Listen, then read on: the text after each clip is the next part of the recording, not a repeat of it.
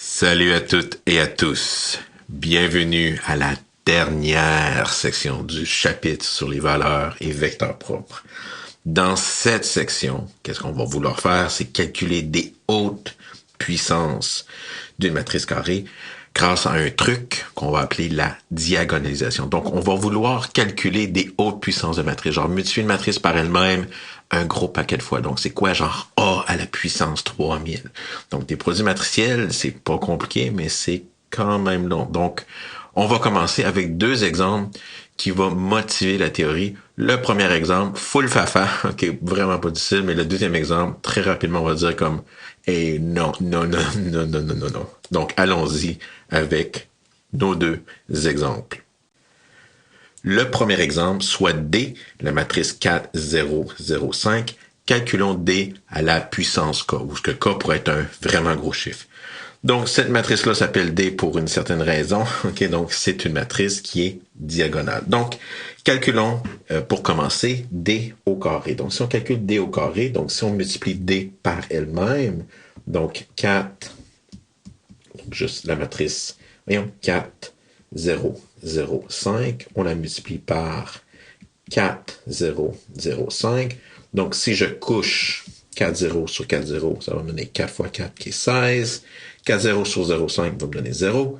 Maintenant, pour la deuxième colonne, 0, 5 sur 4 0 va me donner 0 à nouveau. Et 0, 5 sur 0, 5 va me donner 25. Mais puisque je veux voir un lien entre le résultat et la puissance, donc j'ai D au carré, je vois que le 16, c'est bien 4 au carré.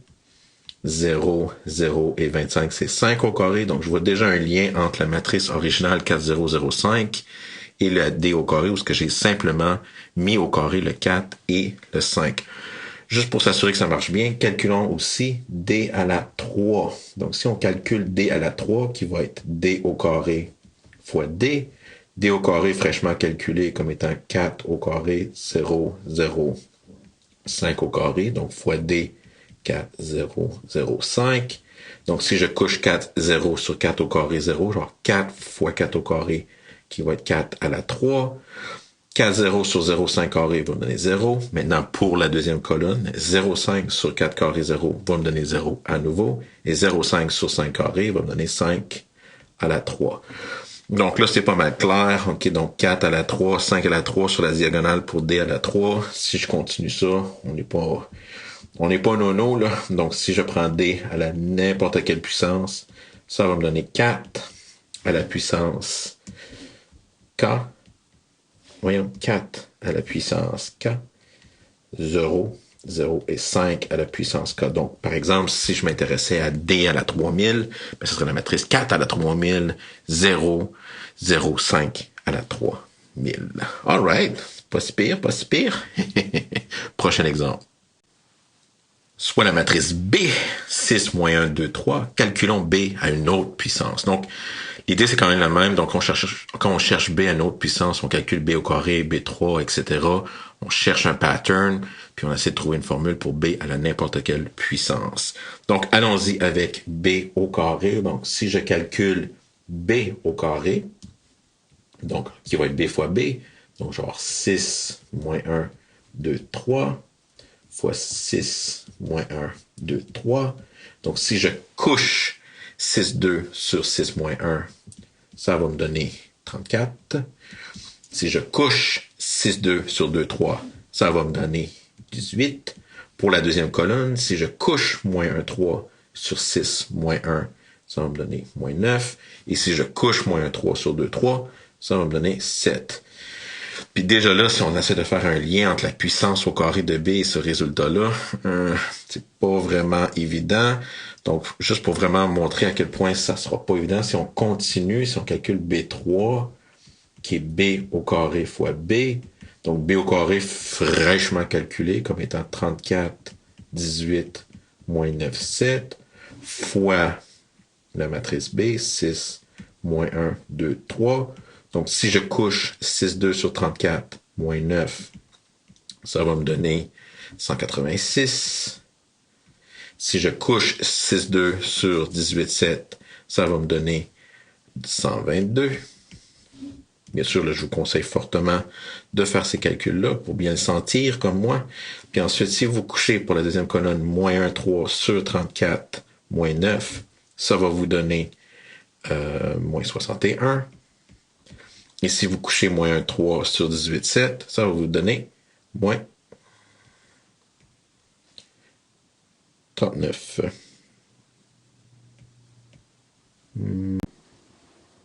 Mais non, non, pas moins de 39. Je suis bien nono. Pas moins de 39. Bien sûr, vous n'allez pas voir l'erreur, là, mais je l'ai déjà confessé, mais le coin en bas devrait donner 3. Donc, 3. Encore une fois, lorsqu'on compare, hein, la matrice résultante, 186 moins 61, 122 et 3, avec la puissance de B qui est 3, vraiment pas évident. Donc, si je vous demandais maintenant de calculer B4, donc si on calcule B4, donc B4 qui va être B3, qui est fraîchement calculé fois B, donc la matrice 186, 122, moins 61 et 3, fois 6, moins 1, 2, 3, non, j'ai pas envie on voit qu'il n'y a pas de pattern, ça va juste devenir de plus en plus compliqué. Calculer une autre puissance, si j'ai envie de calculer B à la 3000, ça va être extrêmement long, extrêmement compliqué. Est-ce que c'est possible, par contre, de le calculer rapidement? Puis pour cet exemple-là, la réponse va être oui. Ça va être facile pour nous de calculer B à la 3000. Oh yeah!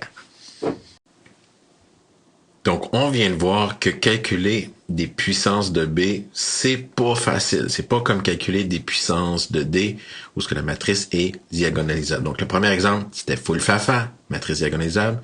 Deuxième matrice, non, on a d'autres choses à faire. OK, on a d'autres choses à faire. Mais la prochaine remarque va étrangement nous aider grandement. Donc, soit B, la matrice qu'on vient d'étudier, 6, moins 1, 2, 3. D, la matrice de tantôt, 4, 0, 0, 5. Et maintenant, la matrice P, matrice mystère, OK, la matrice 1, 1, 2, 1. On va d'abord montrer que la matrice B, c'est la même chose que P fois D fois l'inverse de P. Puis, avec cette information-là, on va réessayer de calculer B à une autre puissance. Donc, première chose, on a besoin de la matrice P inverse. Pour les 2 par 2, pas de problème. Pouf, OK, l'inverse de P, c'est simplement moins 1, 1, 2, moins 1. Donc ici, en calculant le déterminant, vous pouvez vérifier que ça donne moins 1. Donc, en swappant A et D, en changeant le signe de B et C et en divisant partout par moins 1, on obtient rapidement l'inverse de P. Donc, allons-y. Calculons PD, P inverse. Donc, P fois D fois P inverse. Donc, 3 matrices à multiplier. Donc, P qui est la matrice 1, 1, 2, 1, fois D, 4, 0, 0, 5, fois l'inverse, fraîchement calculé, comme un frais, OK, moins 1, 1, 2, moins 1. Donc, je vais calculer le produit de P et D en premier. Donc, en couchant 4 0 sur 1, 1, je vais obtenir 4. En couchant 4 0 sur 2, 1, je vais obtenir 8. En couchant 0,5 sur 1, 1, je vais avoir 5. Et en couchant 0,5 sur 2, 1, je vais avoir 5 que je vais multiplier par la troisième matrice P inverse. Maintenant, en couchant moins 1, 2 sur 4, 5, je vais obtenir 6. Oh yes, so far so good. En couchant moins 1, 2 sur 8, 5, je vais obtenir je vais obtenir 2. Et en couchant 1, moins 1 sur 4, 5, je vais obtenir moins 1. Et en couchant 1, moins 1 sur 8, 5, je vais obtenir 3. Oh, quelle surprise! Surprise, surprise! C'est égal à B. Oh yeah! Donc, je suis bien content, OK? En calculant P, D, P inverse, je retrouve B. Mais pourquoi que c'est si utile que ça? Eh bien, c'est utile pour la raison suivante. Si je veux calculer à nouveau, on se souvient tantôt B carré, B3, B4, c'était tannant. Okay? Donc maintenant, si je calcule B au carré avec ma nouvelle information, donc je sais que B au carré, c'est B fois B, mais je vais remplacer B par sa nouvelle formule qui est PD, P inverse. Donc, à place d'avoir BB, je vais avoir que le premier B va être PD, P inverse. Le deuxième B aussi, donc P, D, P inverse. Donc, pourquoi que je fais ça? Maintenant, si j'enlève les parenthèses, je vais avoir P, D, donc PD, voyons mon D, il est bien laid. PD, okay, P inverse. P, D, P inverse. Qu'est-ce qui va se passer? C'est que les deux P du milieu, P inverse fois P, par définition, c'est la matrice identité. Donc, je vais avoir P, D, matrice identité I2 fois D, P inverse. La matrice identité, c'est comme un 1. Donc, c'est comme si j'avais P, D, D, P inverse, puis le D fois D ensemble. Mais je sais que ça va simplement me donner D au carré. Donc là, maintenant, je vois que la matrice B au carré, c'est la même chose que P fois D au carré, P inverse. Donc, j'ai encore mon P au début, mon P inverse à la fin, puis au milieu, j'ai la matrice diagonale au carré, puis on sait comment calculer D au carré. C'est 4 carrés, 0, 0, 5 carrés. Nice. Est-ce que ça marche aussi pour B3? Ben, la réponse, c'est oui. Donc, qu'est-ce qu'on fait? On fait exactement la même chose. On veut calculer B à la 3. Donc, il va être B carré fois B. B carré qui est fraîchement calculé comme étant P D au carré P inverse fois P D P inverse qui est mon B.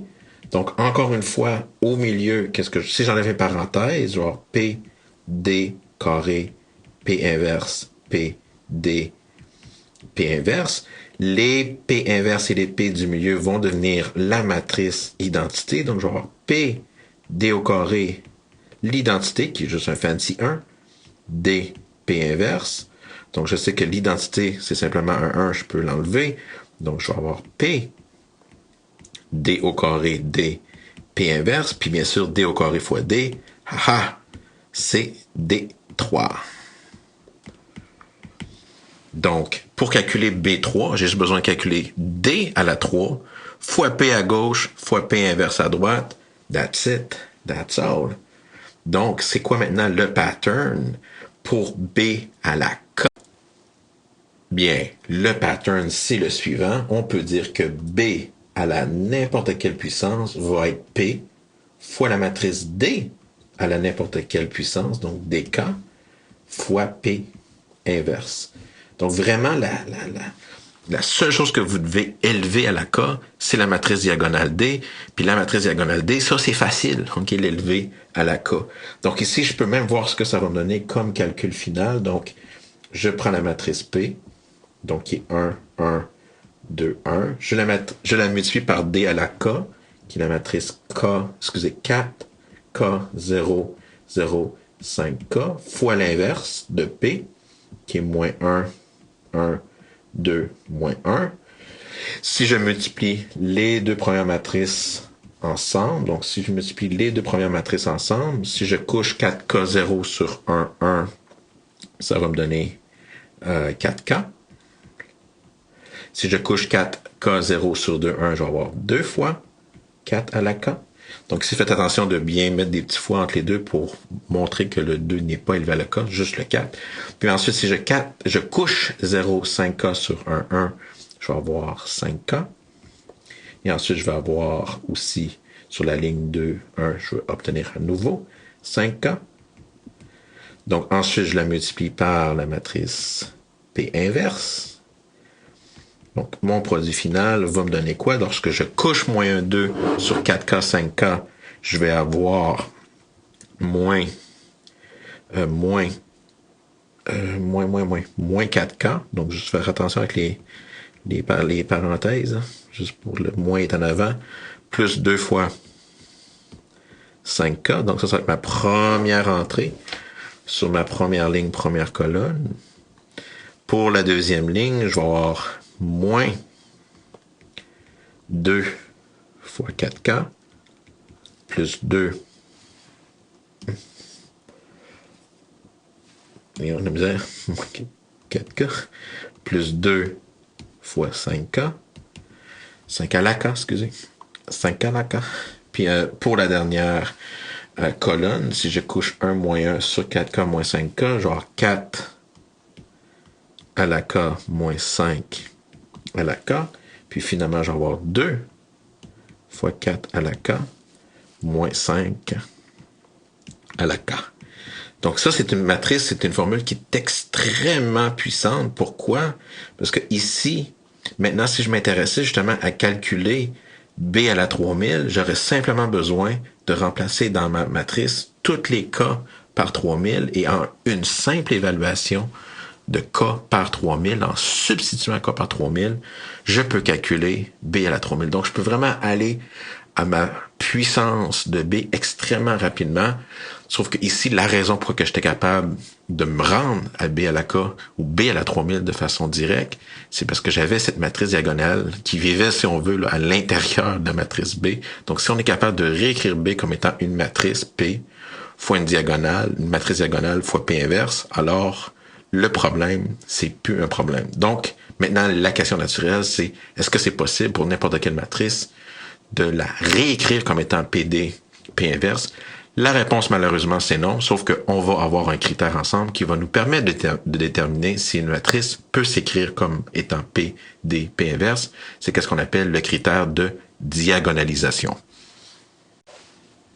Donc, définition. Soit A, une matrice carrée, la matrice A est diagonalisable s'il existe une matrice diagonale, D, et une matrice P qui est inversible, telle que A s'écrit comme P, D, P inverse, comme la matrice du dernier exemple. Oh, il est tombé. Donc, bien sûr, les matrices P et D étaient données. Donc, une question qui est naturelle pour une matrice A carrée. Comment on peut déterminer si A est diagonalisable, puis ensuite, si on peut déterminer si elle est diagonalisable ou non, comment on fait pour calculer D et P? Et P inverse, mais bien sûr, P inverse, c'est juste l'inverse de P. Donc, théorème.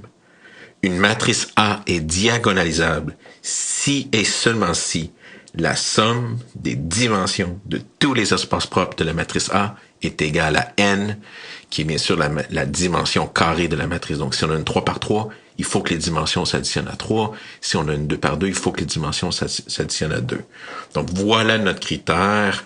Donc, si la dimension des espaces propres s'additionne à n, la matrice est diagonalisable. Yeah!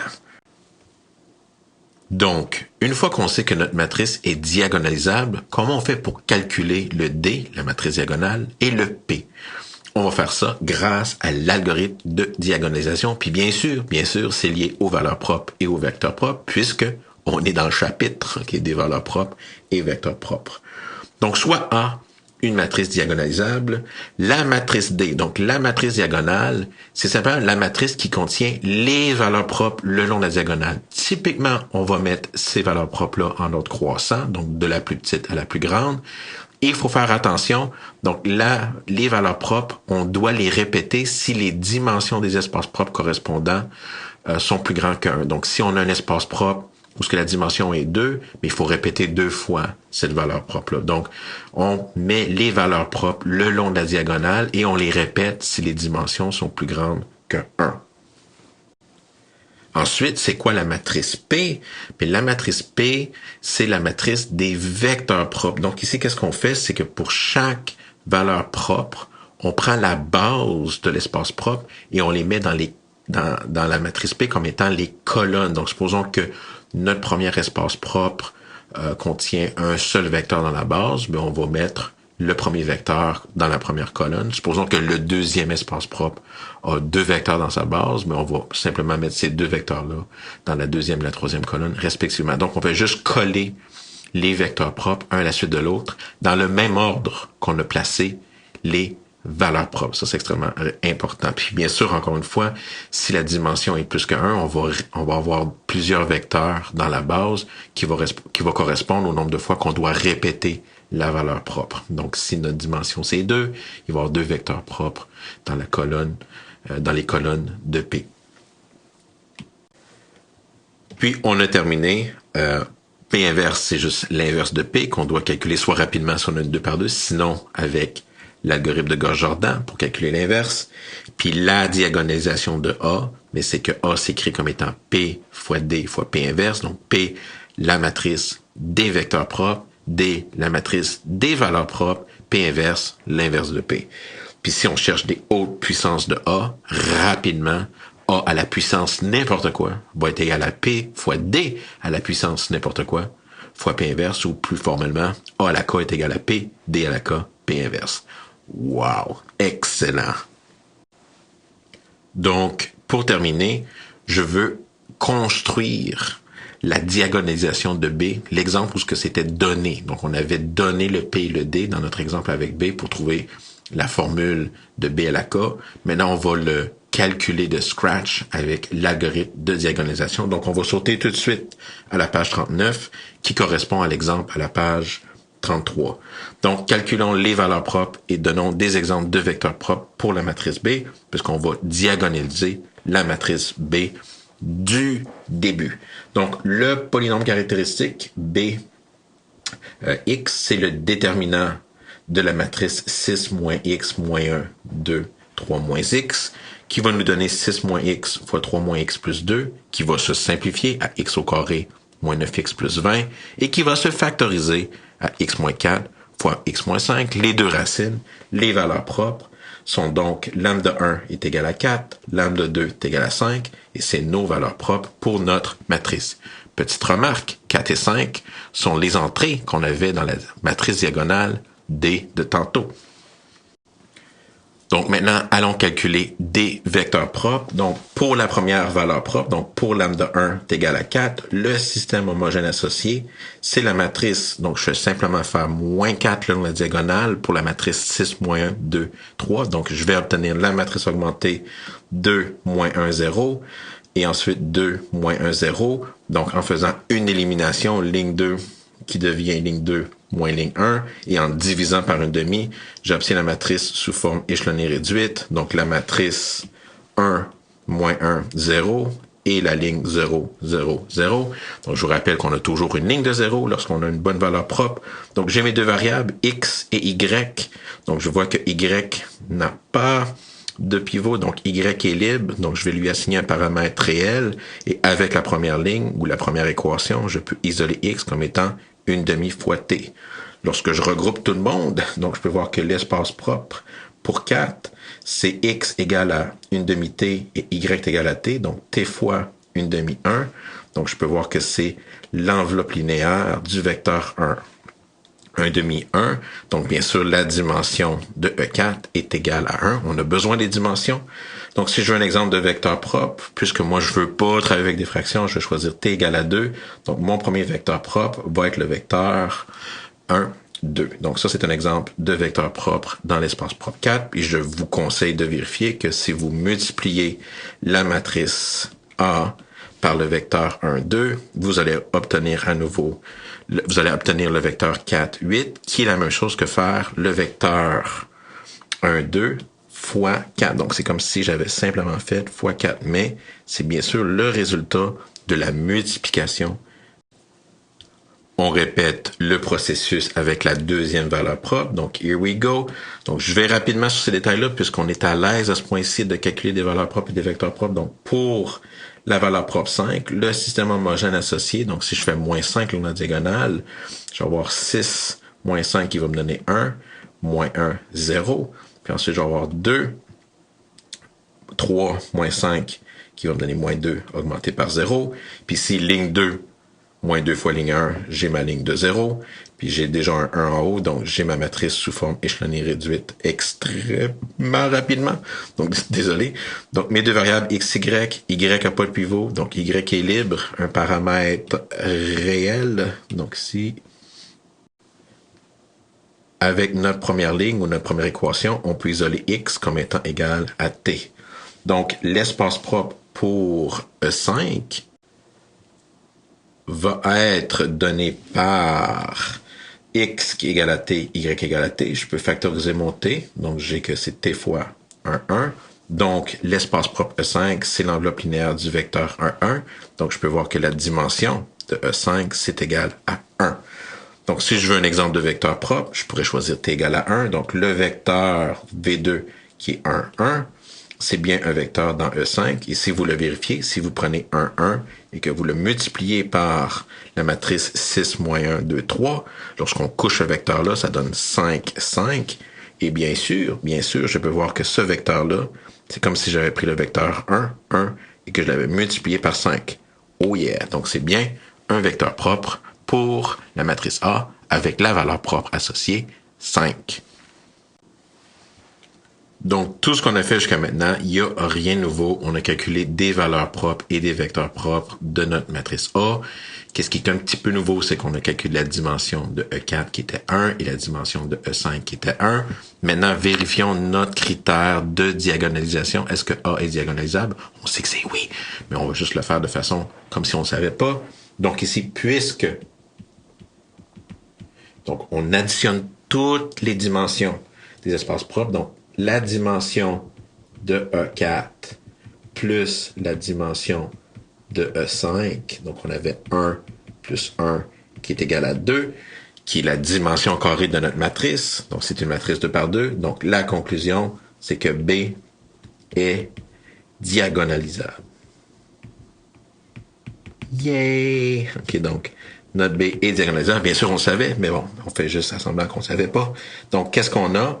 Donc, comment on crée nos matrices? Donc, la première matrice, je vais commencer avec la matrice D. Donc, c'est une matrice diagonale. J'ai deux valeurs propres. La première, c'est 4. La deuxième, c'est 5. Donc, je les mets en ordre croissant. La matrice P, donc je prends les vecteurs propres correspondants. Notre premier vecteur propre, c'était le vecteur 1, 2. Donc, je vous rappelle, là, ce premier vecteur-là, c'est un exemple de vecteur dans l'espace propre E4. Puis le deuxième vecteur qu'on avait choisi, c'était 1, 1. Donc, un vecteur dans l'espace propre de E5. Puis bien sûr, si on calcule l'inverse, pour une 2 par 2, le déterminant, c'est moins 1. Si on swap A et D, on multiplie B et C par moins 1 et on divise par tout par moins 1, on obtient automatiquement notre matrice inverse, P1, moins 1. P inverse, c'est moins 1, 2, 1 et moins 1. Donc, pour les 2 par 2, il faut être à l'aise de calculer les inverses rapidement. Souvenez-vous de ça, c'est super important. Donc, la conclusion finale, bien sûr qu'on a déjà vérifié ensemble, c'est que B s'écrit comme P, D, P inverse. Et en particulier, si vous voulez la formule qui est vraiment le but ultime là, de B à la K, qu'on a déjà calculé, mais je vais juste le réécrire. Donc, c'est la matrice P, donc 1, 1, 2, 1, fois D à la K, donc 4 à la K, 0, 0, 5 à la K, fois moins 1, 2, 1, moins 1. Donc, voilà notre diagonalisation B, puis ensuite, pouf, la formule qui nous permet de calculer B à la puissance K extrêmement rapidement. Donc, si je veux calculer B à la 300, je remplace K par 300 et je fais mon produit de 3 matrices. Donc, il y a juste 3 matrices à multiplier pour avoir B à la 300. Donc, c'est extrêmement puissant. All right. Pour cette vidéo, that's it, that's all. Je ferai plus d'exemples dans la dernière vidéo du cours, dans la deuxième partie. Donc, pour l'instant, bye bye là.